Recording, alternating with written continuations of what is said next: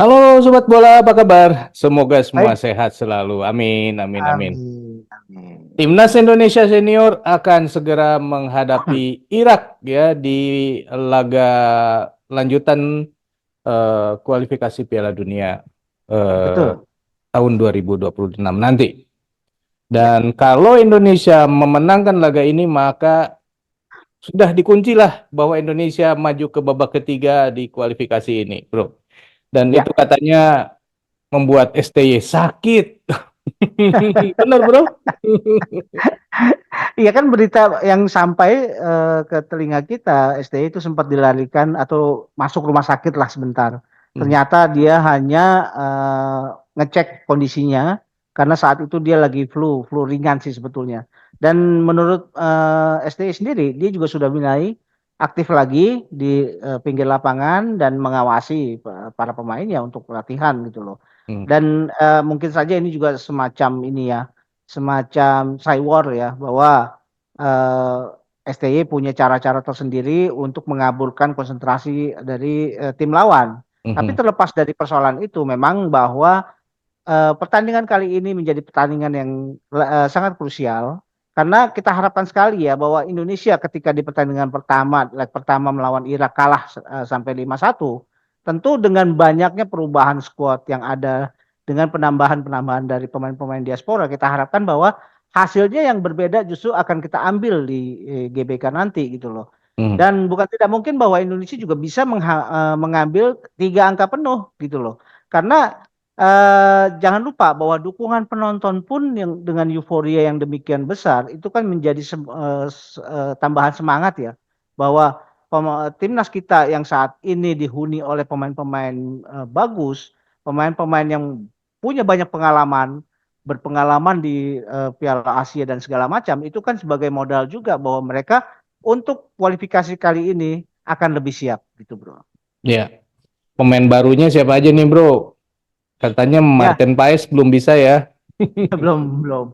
Kita kan memang dapat berita ya bagaimana Calvin Verdong, kemudian Calvin Verdong juga sudah diambil sumpah dan sudah pindah juga federasi. Tapi rasanya Calvin Verdong mungkin belum bisa diturunkan ketika melawan Irak. Kemungkinan Calvin baru bisa turun di melawan Filipina nanti. Nah, di pertandingan kali ini tentu kita kan bisa berharap adanya Tom Hay, adanya kemudian siapa Ragnar Oratmangun, ada Jay Itzes. Jay Itzes juga kemungkinan karena dia juga tiba di Indonesia baru hari ini, STY masih akan memantau kondisinya apakah siap di pertandingan nanti. Dan kalaupun Jay Itzes diturunkan, mungkin ya tidak akan bisa turun dari line up awal ya. Bisa jadi Mhm. dia hanya sebagai pemain pengganti karena jarak Indonesia dengan Italia cukup jauh ya dan itu akan menguras banyak tenaga. Dan kita harapkan dengan komposisi-komposisi pemainan yang akan diturunkan oleh STY nanti, rasa-rasanya kita akan bisa ini ya berbuat banyak kali ini. Karena Irak sendiri juga tentu tidak bisa memandang sebelah mata lagi dengan timnas kita. Walaupun mereka di pertandingan pertama menang 5-1, tapi kali ini Indonesia yang dihadapi adalah Indonesia yang berbeda. Iya. Kalau tidak salah ada permintaan kan dari STY untuk menggeser laga dari tadinya jam 7 malam, 7.30, kemudian digeser menjadi jam 4 sore. Ya, Konon ini adalah salah satu strateginya untuk membuat pemain Irak itu kepanasan. Kepanasan beneran ya, artinya karena waktu beberapa pemain diaspora ini datang ke GBK dan pada saat itu sore hari itu mereka merasakan kepanasan dan agak sulit untuk bernafas katanya. Dan mungkin ini yang akan ya, dipakai oleh STY ya untuk menghadapi Irak nih. ya kan berbagai cara dipakai ya untuk selama itu masih ini ya dalam koridor aturan. Artinya kita ingat pernah Bolivia mengadakan pertandingan Piala Dunia itu di ketinggian 3.000 meter di atas permukaan laut. Di situ Lionel Messi aja harus dibantu oksigen untuk bernapas ya. Nah, kalau Indonesia juga memakai cara yang sama gitu ya, Indonesia dengan cuaca yang cukup panas, dengan harapan bahwa Indonesia pemain-pemainnya sudah lebih punya waktu dan punya kemampuan untuk beradaptasi dengan aklimatisasi cuaca. Dan kita harapkan bahwa ini adalah sebagai bagian dari keuntungan ya, keuntungan komparatif apabila kita bandingkan dengan pemain-pemain Irak yang rata-rata bermain mungkin banyak juga pemain-pemain Irak yang bermain di Eropa. Tentu ketika mereka juga bermain di Asia Tenggara dengan cuaca yang saat ini Asia Tenggara juga lagi panas-panasnya, kita harapkan bahwa itu juga akan mampu menguras tenaga dari Irak. Mhm. Tapi itu adalah mungkin bagian dari sebuah strategi dan saya rasa sih tidak terlalu punya pengaruh banyak ya. Mhm. Walaupun pengaruh itu yang tidak banyak itulah yang sebetulnya kita harapkan akan bisa menjadi pembeda. Nah, Mhm. yang paling penting adalah bagaimana persiapan dari timnas kita sendiri. Mhm. Karena timnas kita sendiri saat ini juga kan banyak pemain-pemain yang bagus yang kemudian bisa memperkuat timnas kita gitu loh. Mhm. Bahkan seorang Jay Itzes juga setelah memastikan timnya promosi, Mhm. dia juga langsung bisa kembali ke tanah air untuk Mhm. membela timnas walaupun jeda waktunya hanya sehari. Ini kan artinya ada semacam antusiasme yang begitu kuat dari para pemain-pemain diaspora untuk memperkuat timnas kita. Karena mereka juga punya harapan bahwa ketika mereka bermain dengan timnas, dia juga bisa memberikan sesuatu yang berbeda. Dia juga punya ekspektasi bisa tampil di event-event resmi yang gelarannya tuh lebih akbar ya, lebih besar Mhm. lagi. Ya, Dan inilah momennya yang mereka tunggu-tunggu sebetulnya. ya. Dan berita mengenai Verdong ini apa ya? eh Satset banget itu ya. Baru saja Ya, disetujui oleh DPR, udah langsung ya. udah langsung WNI. Wah, gila ini mainnya nih. Terima kasih banget ini kepada PSSI, kerjanya benar-benar satset satset ini. Ya itu dia. Ini juga kan menjadi semacam tanda tanya juga ya dari Federasi Sepak Bola Asia Tenggara lain. Bagaimana Indonesia begitu kebanjiran dalam hal ini pemain-pemain diaspora, pemain-pemain dari level grade A katakanlah ya, Hmm. yang mau membela timnas kita. Sementara dari timnas dari negara-negara seperti Malaysia, Vietnam, Thailand, mungkin juga Singapura dan lain-lain, mereka masih kesulitan untuk mendapatkan pemain-pemain diaspora yang diharapkan Hmm. berada di level-level yang hampir sama dengan pemain-pemain diaspora kita. Hmm. Nah, ini kan menjadi suatu yang luar biasa ya, bahwa daya tarik Indonesia dengan atmosfer persepak bola Indonesia, ekosistem sepak bola Indonesia yang begitu kuat, itu juga menjadi magnet yang sangat kuat untuk bisa Hmm. menarik mereka tampil gitu loh, mau Hmm. menghadapi negara yang menjadi rootnya, menjadi akarnya gitu loh. Hmm. Dan Hmm. ini sesuatu yang harus ditanggapi dengan serius dan ditanggapi dengan ya open mind gitu loh. Hmm. Jangan kemudian kita seperti orang yang apalah kura-kura dalam tempurung katakanlah ya, yang tidak mau yang tidak mau melihat perkembangan era globalisasi saat ini gitu, Bro. Tapi Calvin ini kan ternyata pemain belakang ya bro. Ya, artinya di Betul. belakang ini bakal rame ya. Artinya rame dalam arti tebel lah banyak gitu pemain-pemainnya di situ. Dibandingkan padahal Ah, di depan. Depan kita Raven ternyata mainnya di U20. ya betul. Ini juga apa ya dengan skuad yang kemudian penambahan dari diaspora. Ternyata pemain-pemain diaspora tersebut itu punya posisi yang sama dengan pemain diaspora lainnya. Sebagai Hmm. contoh di sayap di wingback kiri ya. Di situ sudah ada Sen Patinama, ada Nathan Choaon, masuk lagi Calvin Verdong. Di mana posisi Pratama Arhan dan Edo Febriansah kalau begitu? Ini juga kan menjadi dilema tersendiri gitu. Nah, saya pikir ini juga bagus juga semacam pressure buat pemain-pemain kita, terutama mungkin Edo Febriansah dalam hal ini dan Pratama Arhan bahwa ketika mereka akan memperebutkan posisinya, mereka harus siap berkompetisi dengan pemain-pemain hebat gitu Hmm. loh. Dan kita harapkan juga bahwa di posisi-posisi lain pun juga seperti itu. Jadi kompetisi ini terjalin atau terjadi secara natural gitu loh. Tidak ada lagi yang namanya anak emas atau titipan dan segala macam. Hmm. Tapi pure murni adalah kebutuhan tim yang ditunjang oleh kualitas pemain gitu loh Hmm. bro. Hmm. Ya itu di bagian depan yang ketinggalan ya. Ya, memang saat ini yang kelihatan agak kendor atau agak kurang itu justru di striker, posisi striker. posisi striker sebetulnya sudah ada nama Jens Raven yang masuk gitu ya. Tapi sayangnya Jens Raven justru main karena usianya masih baru 18 tahun. Dia bermain di turnamen Toulon bersama Indra Safri di Prancis Mhm. kemarin. Nah, tentu ini juga kan sebagai harapan ya bahwa sebetulnya untuk level usia yang di bawahnya kita masih punya amunisi itu. Ada sosok Jens Raven.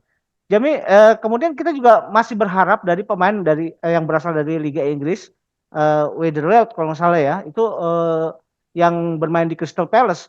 Itu mudah-mudahan aja dia juga bisa segera bergabung. Kalau seandainya mereka-mereka itu yang bisa bergabung dari posisi striker itu dimainkan pada saat kita memastikan sudah mencapai level fase ketiga, ini akan Hmm. sangat menguntungkan gitu loh bro. Hmm. Hmm. Bahwa di semua posisi kita menjadi kedalaman skuadnya makin makin menguat gitu loh bro. Hmm. Tapi saya percaya sih kalau STY mendapat Hmm. tekanan yang cukup kuat ya untuk memenangkan laga lawan Irak ini. Kira-kira bisa nggak Indonesia ini mengalahkan Irak, bro? Saya sih masih punya keyakinan ya. Keyakinan dalam hal ini kita melihat pada kapasitas pemain sebetulnya. Kalau kita melihat head to head antar pemain, di situ kita juga punya pemain-pemain diaspora yang punya pengalaman bermain di liga-liga bagus di Eropa. Rasanya kok kali ini secara individu per individu antar pemain Indonesia dan Irak itu posisinya berimbang. Tinggal Hmm. bagaimana apakah mereka bisa bermain secara sinergis dengan masing-masing pemain lain? Itu yang menjadi persoalan utama sebetulnya. Hmm. Bagaimana kita contohkan bagaimana pemain-pemain Jepang ya dengan tubuh yang mungil-mungil, tapi mereka ketika bermain juga begitu menakutkan karena semua posisi mereka bermain dengan sangat sangat rapi ya, dengan kompak. Dan itu yang kita harapkan bahwa Indonesia juga bisa bermain di semua posisi dengan begitu kompak, dengan sinergi, dengan chemistry yang sangat kuat. Kita berharap sekali bahwa di pertandingan kali ini kita tidak bermain bertahan. Oke lah, kita breakdown dari belakang, mulai Hernando Ari sebagai kiper. Kemudian saya sih punya harapan bahwa skema yang akan dimainkan adalah skema yang menyerang. Di sini bisa bermain dengan 3-4-3 ya. Hmm. Tiga back di belakang, itu tengah mungkin Jordi Amat, kemudian di kanan itu Rizky Ridho, dan di kiri Justin Hubner. Sementara di depan di atasnya itu dua wingback, itu posisi kanan mungkin Asnawis, posisi kirinya bisa Nathan atau Sen Patinama. Di situ juga di tengahnya ada Tom Hay dengan Ivar Jenner. Di depannya posisi striker untuk sementara dipegang oleh Ragnar Oratmangun di tengah ya. Sementara di kirinya itu dipegang oleh Rafael Struijk dan di kanan oleh Marcelino. Itu adalah gambaran yang menurut saya cukup menakutkan lah dengan komposisi pemain-pemain tersebut. Walaupun kedalaman skuad timnas kita itu masih sangat bagus ya. Masih ada yang Sayuri gitu loh bro. Kemudian masih ada Egy Maulana, ada Sandy Walsh. Dan kita harapkan sekali ya bahwa pemain-pemain yang katakanlah di bench sekalipun itu ketika mereka kemudian diturunkan, mereka sudah langsung bisa cun dengan pemain-pemain yang ada di lapangan lebih awal gitu loh bro. Kita menang berapa banyak, bro? Ya tentu kemenangan adalah sebuah capaian yang paling ideal saya pikir. Hmm. Mengenai berapanya, semungkin di angka 21 lah kira-kira. Jadi ini juga Hmm, pergeseran hmm. waktunya laga Indonesia menjadi jam 4 ini ternyata kan membuat Vietnam jadi pusing ya. Kalau misalkan Ya, Indonesia memenangkan laga melawan Irak ini, sementara Vietnam masih berlaga di jam 17.30 waktu Indonesia Barat ya, di sana di Vietnam. Artinya kan mereka sudah tahu hasilnya Indonesia. Kalau Indonesia ternyata menang, ya sudah itu mereka berdua game over. ya ini kan bagian dari pressure ya. Ya mudah-mudahan bahwa apa yang eh, ini ya orientasi yang ingin dicapai dari strategi ini memajukan jam pertandingan itu bisa tercapai sebetulnya. Dan kita harapkan sekali ya bahwa betul sekali ya bahwa majunya waktu pertandingan itu diupayakan supaya proses aklimatisasi cuaca dari pemain-pemain Irak ini juga punya masalah gitu loh. Hmm. Itu yang sebetulnya yang ingin dicapai. Saya sih lebih melihat bahwa proses adaptasi pemain-pemain Irak dengan cuaca Jakarta yang lagi panas-panasnya ini juga punya pengaruh terhadap gaya permainan mereka nanti gitu loh. Hmm. Dan jangan sampai juga pemain-pemain kita yang berasal dari benua Eropa yang bermain di sana itu juga jangan sampai terpengaruh juga sebetulnya. Itu yang juga saya khawatirkan gitu loh. Mudah-mudahan dengan mereka sudah lebih banyak mengenal Indonesia dan lebih banyak tahu cara beradaptasi dengan perubahan iklim yang sangat drastis, itu juga mereka lebih siap dalam hal ini, bro. Berarti ada kemungkinan pemain Liga 1 Indonesia ini akan diturunkan lebih banyak di babak pertama ya, bro ya? Ada kemungkinan gitu nggak? Saya sih merasa gini, ketika pemain-pemain Indonesia eh, kita melihat pada juga urgensi dari pertandingan tersebut. Kalau kita melihat urgensi pertandingan ketika melawan Irak ini kan bukan lawan yang mudah, Mhm. lawan yang sangat bagus. Di pertandingan pertama kita kalah. Tentu STY sebagai seorang coach punya keinginan untuk juga mengembalikan suasana, membalikan keadaan bahwa kali inilah Indonesia bisa menjungkalkan Irak gitu loh. Mhm. Nah, Mhm. tentu dengan harapan bahwa yang dia fokus dia melihat pada kesiapan para pemainnya. Siapa pemain-pemain yang paling siap untuk menghadapi laga kali ini? Dan saya sih melihat bahwa tidak melihat pada dia asalnya dari pemain lokal atau dia diaspora, tapi pada kesiapan pemain tersebut. Dan saya Mhm. pikir Mhm. melihat pada kondisi seperti ini, rasa-rasanya pemain diaspora akan lebih banyak turun gitu loh. Karena Mhm. ya itu tadi kebutuhan untuk bisa menyegel tempat di fase ketiga di kualifikasi itu lebih penting daripada apapun gitu ya. Ya. Nah, tentu dengan harapan bahwa target STY adalah itu, tentu dia akan menurunkan skuad terbaiknya. Dan Indonesia menang. Pasti. Amin, amin, amin. Oke, Sobat Bola, itulah kira-kira perbincangan kita mengenai laga Indonesia lawan Irak. Kalau menurut Sobat sendiri, Indonesia menang gak nih? Yakin menang nih? Yakin. Kalau yakin menang, kira-kira berapa skornya? Dan Indonesia langsung tersegel maju ke babak ketiga kualifikasi Piala Dunia. Silakan tulis di kolom komentar. Kita akhiri dulu obrolan kita. Kita lanjut di obrolan lain. Sampai jumpa. Bye. Thank you, bro.